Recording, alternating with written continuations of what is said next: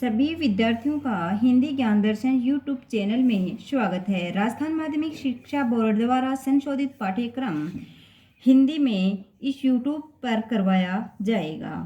कक्षा 12 हिंदी अनिवार्य का आज का टॉपिक अपना रहेगा भाषा। क्या रहेगा बच्चों?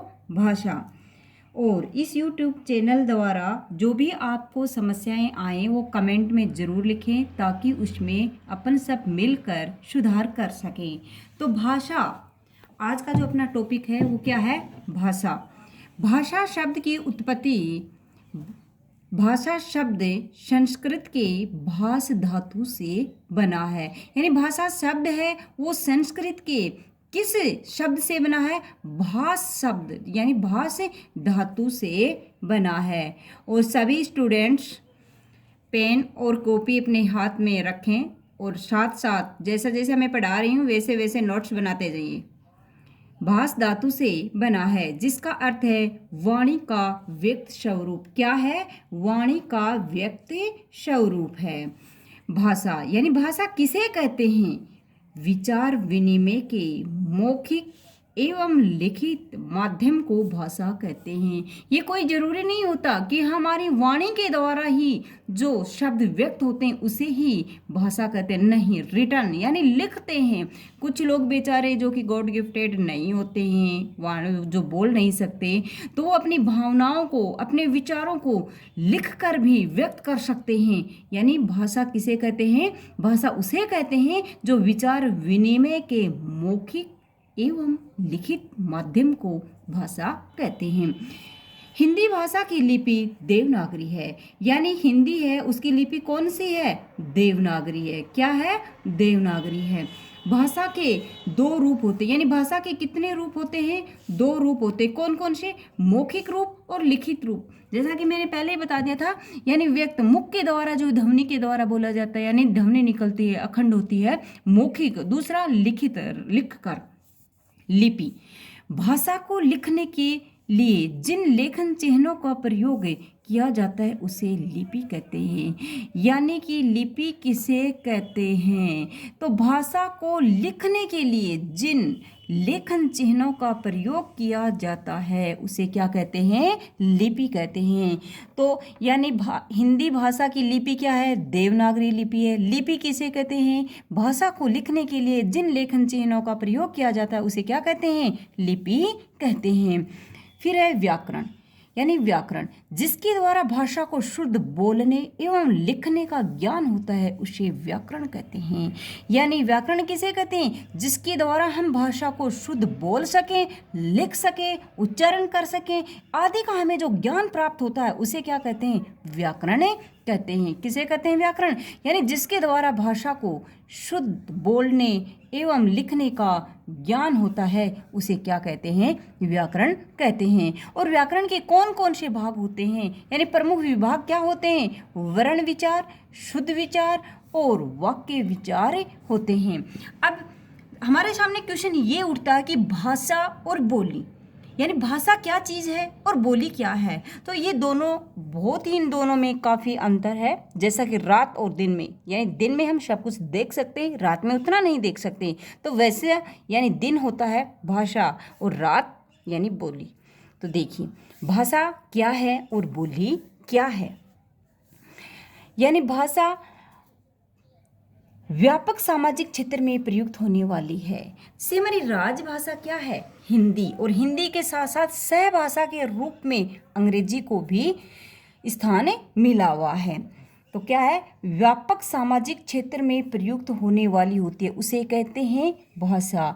लेकिन बोली एक सीमित क्षेत्र में, जैसे 8 कोस में, 10 में, अपने जैसे शेखावाटी की बोली है, ये झुंझुनू, चूरू, सीकर में बोली जाती है। फिर भी हम अलग अलग, यानी झुंझुनू ज़िले में रहते हैं फिर भी यानी कि अलग अलग बोली है। यानी सिंगाना की साइड में जाओगे तो हरियाणा का प्रभाव आएगा। इधर अगर चूरू की साइड जाएंगे तो अपन यानी शेखावाटी का लहजा आता है, सीकर की तरफ, यानी अलग अलग है। चाहे आप बाड़मेर में चले जाओ, जैसलमेर में चले जाओ, यानी वहाँ की लोकल लैंग्वेज।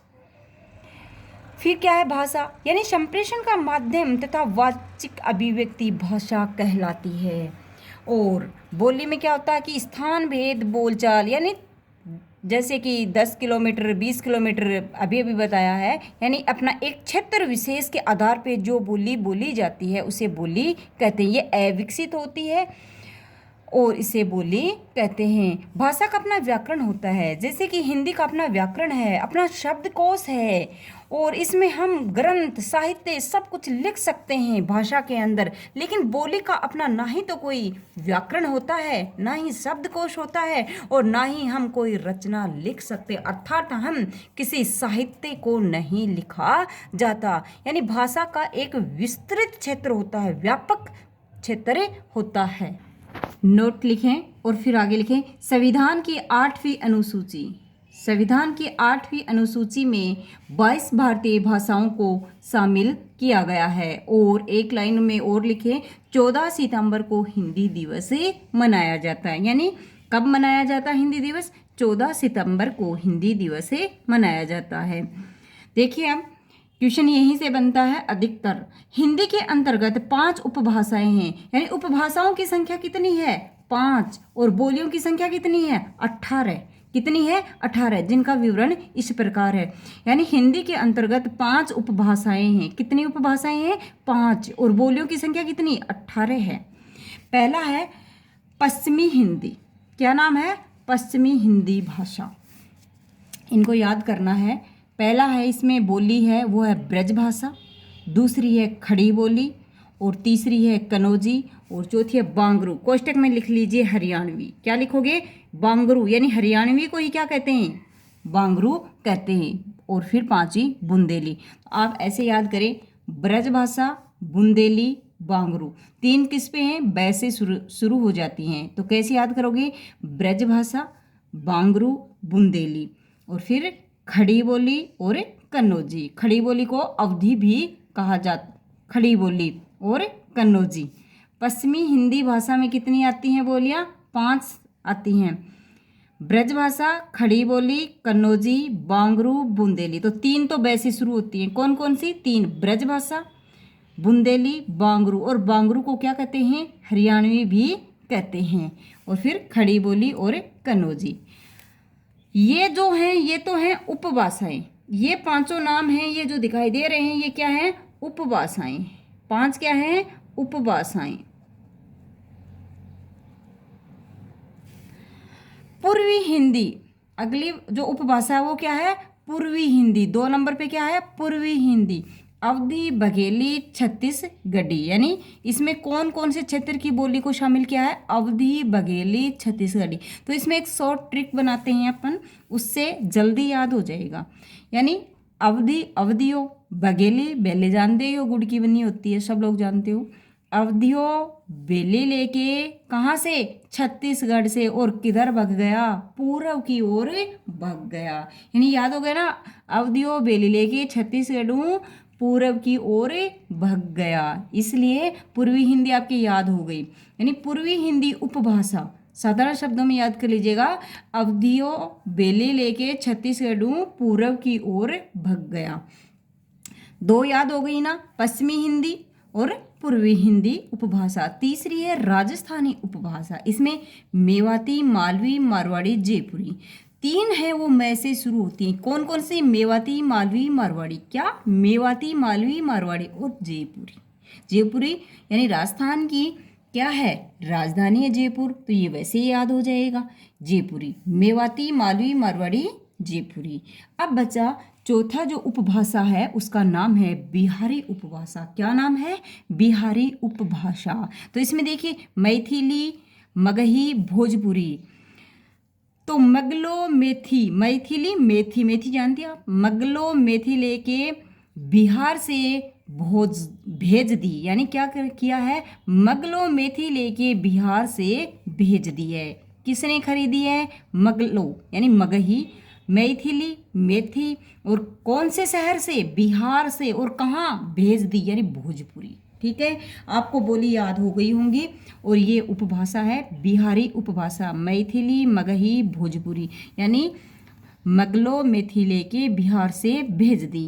5वीं है पहाड़ी उपभाषा। 5वां जो उपभाषा का नाम है वो क्या है? पहाड़ी।